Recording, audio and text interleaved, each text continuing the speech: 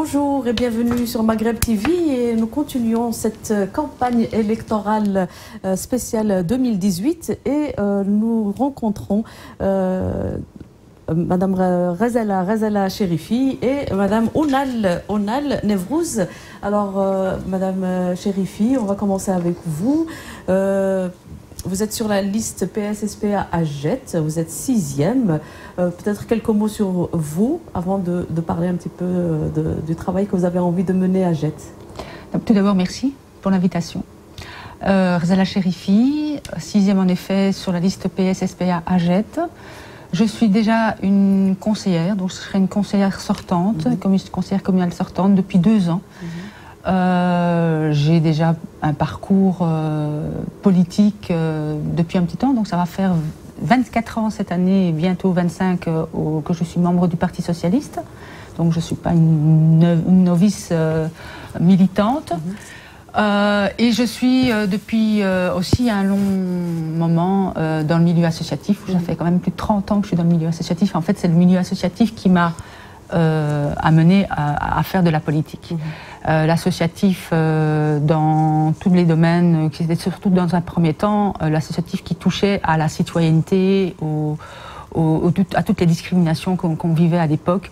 Et si aujourd'hui, et j'ai commencé quand j'étais à l'université, jeune, étudiante, et puis voilà, on s'est lancé dans l'action militante.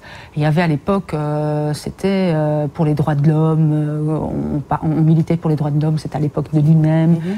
Pour la question palestinienne, déjà à l'époque, on militait beaucoup. On a fait nos premiers débuts, c'était à l'UNIF, pour justement, dans l'international, c'était les droits d'homme, mais aussi les discriminations qu'on vivait en matière d'enseignement, en matière de citoyenneté. À l'époque, on ne votait pas et on n'était pas encore naturalisé. Et c'était déjà nos combats de l'époque. Et donc, si aujourd'hui nous avons la possibilité de voter, ici nous avons la possibilité d'avoir des élus d'origine étrangère, issus de la diversité, c'est nos combats de l'époque. Donc ça fait quand même plus de 30 ans. Alors voilà, et je suis présidente d'une association aujourd'hui. J'ai été dans différentes associations, mais j'ai un peu arrêté. Et là, j'ai créé une association depuis 6 ans déjà qui s'appelle les Amitiés belgo-algériennes, étant d'origine algérienne, et ayant investi énormément dans le milieu prioritairement marocain et peu dans l'algérien et plutôt dans le maghrébin et le monde arabe, parce qu'il y avait la question palestinienne, libanais, etc. Donc là... Vous avez une association J'ai une association pour faire la promotion de la culture et du patrimoine historique, culturel et artistique de l'Algérie. Merci Madame Cherifi. Madame Ounal Nevrouz, vous, c'est votre première candidature. Vous avez fait plusieurs campagnes, mais voilà, donc quelques mots avant de nous parler de ce que vous avez envie de changer à XL. Donc je rappelle, vous êtes 10e sur la liste PS à XL. Oui, je suis 10e sur la liste PS à XL et je suis militante officiellement. Donc j'ai ma carte de membre au Parti Socialiste depuis environ 15 ans, 16 ans déjà. Ça passe très vite. C'était lors de C'est très jeune. On va dire. Très jeune, j'étais déjà militante de gauche puisque je venais déjà d'une famille qui militait. Mon père avait été délégué syndical aussi. Donc on vient d'un milieu quand même de militants et de défenseurs des droits de l'homme. Et je n'avais pas encore pris ma carte officiellement, mais les dernières années à l'ULB, je me suis dit là, je prends ma carte au Parti Socialiste. Et j'ai milité bénévolement pour les grands candidats, comme tous les bénévoles du parti, pour soutenir en fait les idéologies à gauche et socialistes de notre parti. Et finalement, je me suis dit, ben moi, je veux aussi m'impliquer. J'ai travaillé dans plusieurs secteurs assez différents. Dans le domaine européen, j'ai travaillé au CPS d'XL. J'ai travaillé dans le domaine de la culture, le financement des pièces de théâtre francophones belges. Et je suis arrivée finalement dans l'enseignement. Et vous êtes enseignante j'ai été enseignante dans les écoles. Je suis actuellement expert pédagogue dans le cadre d'un projet pilote pour le Fonds social européen. J'étais vraiment sur le terrain avec ces jeunes et voir toutes les difficultés qu'on a au niveau de l'enseignement, puisque l'école est censée pallier les inégalités. Et actuellement, on a une certaine difficulté parce que la population à Bruxelles a augmenté. C'est assez difficile de gérer cela et je pense qu'on doit le réel combat à mener, c'est au niveau de l'enseignement. C'est là que tout démarre et c'est là qu'on peut vraiment essayer de vaincre les inégalités sociales. Alors, ça fait partie de vos priorités à Excel maintenant? Oui, l'accès à la culture, avoir des jeunes qui finalisent leurs études, parce que c'est quand même un des plus grands fléaux des jeunes de moins de 25 ans, entre 18 et 25 ans. Un tiers de ces jeunes sont peu qualifiés, sous-qualifiés et n'ont pas leur diplôme. Alors, qu'est-ce que vous prévoyez pour faire face à ça? Beaucoup de choses, parce on travaille déjà et on voit que les techniques qui fonctionnent le mieux, c'est l'encadrement de ces jeunes. C'est un soutien scolaire, c'est ce qui peut vraiment les aider à réussir l'école. Et puis c'est aussi au niveau des écoles aussi, ça va un peu plus loin que le niveau communal. C'est aussi aider les professeurs, les enseignants, les conditions dans les écoles aussi. Je trouve pas ça normal qu'aujourd'hui on ait du mal à trouver du savon dans les toilettes. Ce sont des petites choses, mais c'est vrai qu'il y a un confort dans les écoles. On manque quand même de matériel. Et les professeurs ont de grandes classes. On devrait effectivement avoir de petites classes, beaucoup plus petites, pour mieux encadrer tous ces jeunes et qui finalisent leurs études. Parce qu'aujourd'hui, si on doit vraiment avoir ce que l'Europe donne, ce sont des employés, des travailleurs qualifiés. Et pour le moment, on a une très grande difficulté pour obtenir des personnes, des jeunes qualifiés. Merci Madame Ounal Nevrouz. Alors Madame Rezala Cherifi, est-ce que les enjeux sont les mêmes? Vous avez été aussi élue à Saint-Gilles auparavant, ensuite donc à Jette. Est-ce que les enjeux, les priorités sont les mêmes Généralement, oui. Dans un cadre global, ce sont les mêmes. Mais il y a des spécificités bien locales qui nous différencient. Mais en tout cas, l'enseignement... C'est clair. L'enseignement, même chez nous à Jette, il faut aussi investir. Est-ce que vous avez vraiment envie de changer ou sur quelles compétences vous avez envie de travailler? Pour l'enseignement, il n'y a pas assez d'écoles. D'ailleurs, il n'y a pas assez d'écoles à Jette, surtout dans l'enseignement supérieur, enfin secondaire, communal. Il faut créer des écoles et des places, même les places de crèche, créer une école en immersion, parce que là, le néerlandais est très important. Nevrouz parlait justement de ces difficultés, qu'ont les jeunes à pouvoir après accéder à un emploi qualifié, mais la langue et les langues aujourd'hui sont très importantes, et le néerlandais en particulier.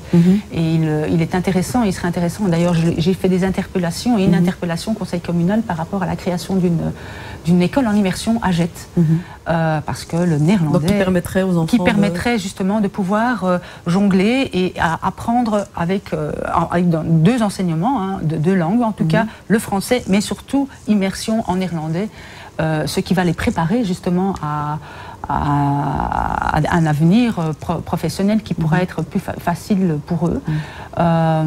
Mais il y a d'autres enjeux aussi, des places de crèche qui manquent, et je pense que c'est un peu partout dans toutes les communes, pas assez de places de crèche aujourd'hui. En plus, Jette, elle a augmenté dans sa population, nous sommes aujourd'hui à plus de 52 000 habitants.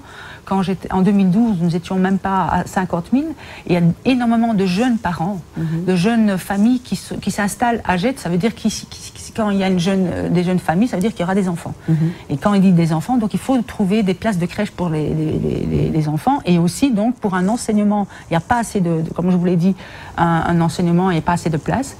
Et donc, Jette est en train d'accueillir énormément de nouvelles familles. Donc, il faut penser à ces futures générations. Et c'est ce que vous avez envie de faire? Entre autres, il y a aussi d'autres. Moi, je suis aussi dans le culturel. Je travaille énormément dans le culturel, et il n'y a pas assez d'espace et d'infrastructures culturelles à Jette. Il n'y a pas un lieu où on pourrait organiser des événements.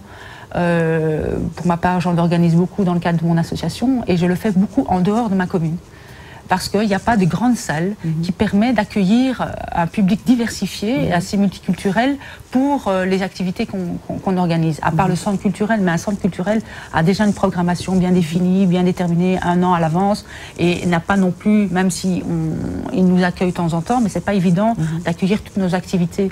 Et pour 100 personnes, parfois, moi, je peux organiser des événements pour plus de 100 personnes. Donc, il n'y a pas vraiment de lieu et d'infrastructure culturelle, et pas non plus, même s'il y a des associations, elles ne se rencontrent pas. Donc, l'interculturalité ne se fait pas vraiment. C'est chaque association organise de son côté, mais il n'y a pas ce projet de pouvoir fédérer, de pouvoir... Le vrai vivre ensemble, c'est ça, en fait. C'est de voir se rencontrer. Donc, vous aspirez à oui, ça. il y a ça. Et aussi, il y a aussi une question très importante, c'est... nous sommes la seule commune du Nord-Ouest où nous ne sommes pas membres de l'intercommunal de multiconfessionnel où les musulmans peuvent aller, malheureusement, lorsqu'il y a un défunt, Jette n'est pas membre et du coup ça coûte plus cher pour les Jettois, étant donné qu'ils elle n'est pas membre de l'intercommunal. Gansour, Kolberg, Berkem est membre, donc leurs résidents payent moins cher puisqu'il y a cette cotisation de la commune. À Jette, non. Et il serait temps que la commune de Jette puisse s'affilier aussi à cette intercommunale de manière à ce que les Jettois puissent être à égalité des autres communes voisines, pouvant payer un prix modique par rapport à ce qu'ils payent aujourd'hui. Madame Onal, je me tourne vers vous. Avant d'adresser un message à toutes les personnes qui nous regardent, qu'est-ce que vous avez envie de travailler d'autre, en plus de l'enseignement, sur votre commune qui est Ixelles, qui est très vivante aussi? Oui, c'est vrai que c'est une commune assez vivante. On a la chance d'avoir une énorme diversité. C'est vrai qu'il y a culturel et générationnel aussi. Et on a je préside aussi Présence et Action Culturelle Ixelles bénévolement. C'est juste une association de fait. Mais grâce à cette association, on a pu quand même, à ce mouvement qui est relié à la régionale, on a pu quand même faire pas mal d'activités à un prix modique ou même gratuit, puisque le but c'est de faire accéder la culture à tous et la formation continue. Et c'est vrai qu'en organisant plusieurs activités culturelles, des pièces de théâtre sur la place Faget, on a vraiment ouvert les portes à des personnes qui n'ont pas les moyens d'y accéder. Et de mélanger les générations, les cultures. Et je pouvais effectivement même amener des gens qui venaient de Saint-Josse, de Molenbeek, quand on collabore avec plusieurs régionales, et de Forêt, eh bien, rencontrer les personnes issues de ces différentes communes. Et on a un troisième élément par lequel on pourrait vraiment agir, c'est aussi tout ce qui est espace vert, un lieu de rencontre pour ces gens. Et je pense qu'une des priorités, devrait être une des priorités de toutes les communes, c'est de protéger nos espaces verts. C'est un lieu quand même dans les parcs où les gens se rencontrent, les enfants, les grands-parents, les parents, les gens issus de la diversité, mais les locaux aussi. Donc c'est un lieu, et en plus à Ixelles on a quand même beaucoup de gens issus de pays d'Europe, mais aussi du Maroc. Enfin, c'est 167, je pense, nationalités, si je ne me trompe pas, qui se retrouvent à Ixelles, peut-être un peu plus, je ne voudrais pas dire de bêtises, mais il faut créer des lieux de convivialité entre ces personnes-là. Et qu'est-ce que vous avez envie de dire à toutes les Ixelloises et Ixellois? Je ne sais pas ce que je pourrais leur dire, mais en tout cas... En tout cas, toutes les personnes qui vont venir aux urnes, au bureau de vote à Ixelles. Mais que voter socialiste, c'est quand même voter avant tout pour un projet solidaire et social, intergénérationnel, interculturel, et qu'il ne faut pas minimiser les actions que nous avons pu mener jusqu'à maintenant. Alors ça peut arriver effectivement de faire des erreurs. Voilà, les conditions globales, socio-économiques peuvent parfois faire en sorte qu'on ne maîtrise pas peut-être tous les sujets ou qu'on fasse des erreurs, mais je pense qu'à ce stade-là, ce qu'il faut faire aussi de la part des partis et de nous candidats également, c'est d'intégrer, et on le fait via les contrats de quartier, mais d'être en communication constante avec le citoyen, Et de là l'importance des communales. C'est le seul lieu, on a 19 communes, on est à des niveaux plus petits que certains pays où on peut rencontrer le citoyen et de l'écouter via des plateformes citoyennes, même délibératives, j'irai encore plus loin. Parce que le politicien en soi, pour moi, c'est censé être un passeur de messages entre le citoyen et ce qu'on peut adapter au niveau communal et par la suite régional ou gouvernemental. Donc je pense qu'on doit avoir un contact constant et écouter le citoyen, et je pense que ça pourrait l'aider lui aussi à avoir confiance dans les élus ou les personnes qui arrivent au pouvoir. Merci Nevrouz Onal, dixième sur la liste PS AXL. Madame Razala Cherifi, vous avez 1 minute pour vous adresser à toutes les Gétoises et Gétois qui vont venir au bureau de vote pour voter. Bien, pour ne pas reprendre ce qu'a dit ma voisine, qui est tout à fait juste, c'est aussi penser aux acquis que le Parti socialiste a milité, a fait depuis plus de 100 ans. C'est surtout la préservation aujourd'hui de la sécurité sociale, de nos droits. Aujourd'hui, quand on voit le gouvernement MR-NVA qu'on a au fédéral, on est en train de détricoter tous nos acquis sociaux, et ça se répercute justement sur le local, sur le niveau local qui sont les communes. Ça se répercute sur les citoyens, et donc nous, on va en pâtir. Donc, comme elle l'a souligné, il y a eu des erreurs de la part de certaines personnes, mais on ne peut pas tous en